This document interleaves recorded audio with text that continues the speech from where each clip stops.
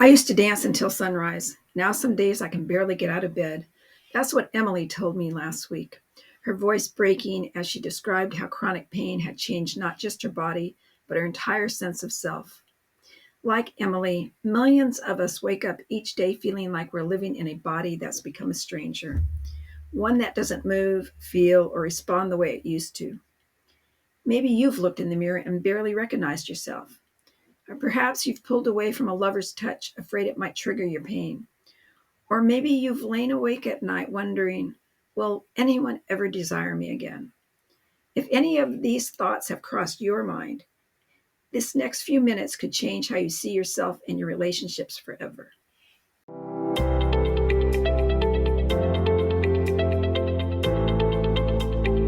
Greetings. It's nice to see you again. And those who are new here, you're very welcome. In today's video, I'm not just sharing these stories as a narrator. I've walked this path also.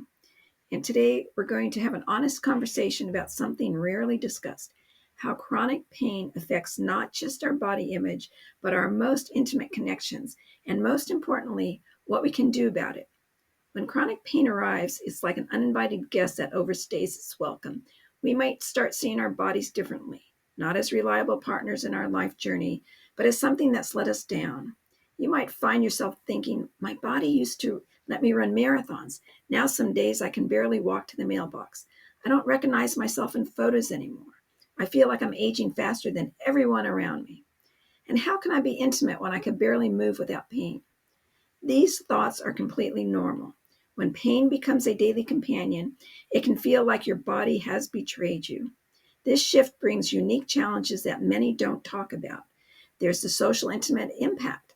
And beyond withdrawing from social situations, you might find yourself pulling away from romantic relationships or struggling with intimacy.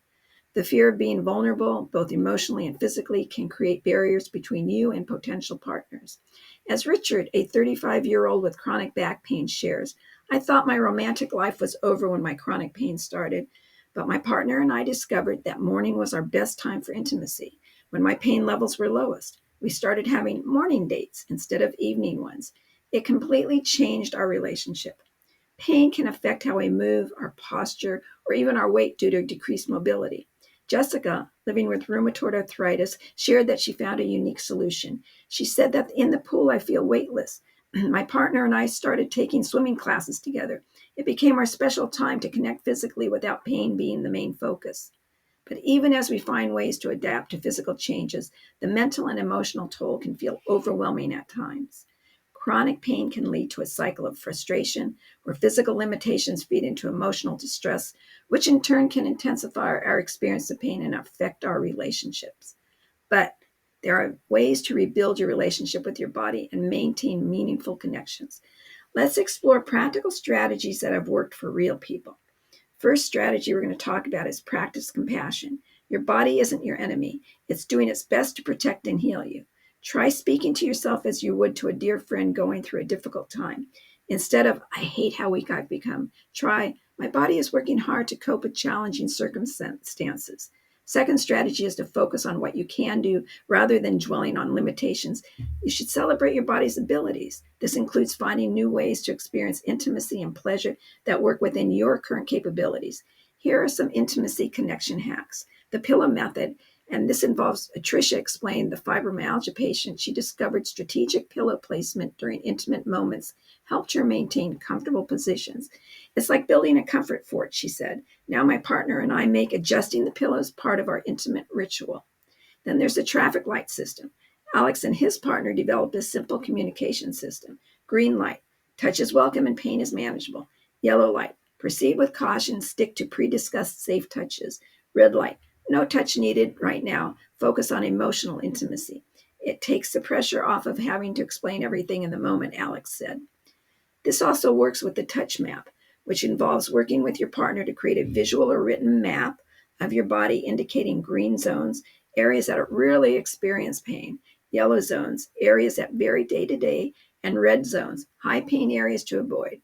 Make sure to update this map as needed and keep it handy for reference. Here are some additional comforting intimacy tips. Temperature therapy involves using warming oils or cooling gels that can both ease pain and enhance sensation. Time management, schedule intimate time during your best pain windows. Position planning, work with physical therapists to identify comfortable positions. And mindfulness techniques, practice being present in moments of touch, even if they're brief. And communication cards is another interesting thing. Keep a deck of cards with different types of touch or intimacy activities, sorting them by good days and tough day piles. So, moving on, let's talk about creating new rituals by developing gentle self care practices that help you feel connected to your body. Gentle stretching, listening to music, mindful breathing, warm baths with essential oil, soft massage of accessible areas, sensual self exploration to connect with your body. As you incorporate these approaches into your life, you can consider them the foundation to help you challenge traditional notions of what intimacy should look like. Lisa's story offers a positive spin. She shared 2 years ago she couldn't bear to be touched. Today, she's in a loving relationship with her partner who understands her pain doesn't define her.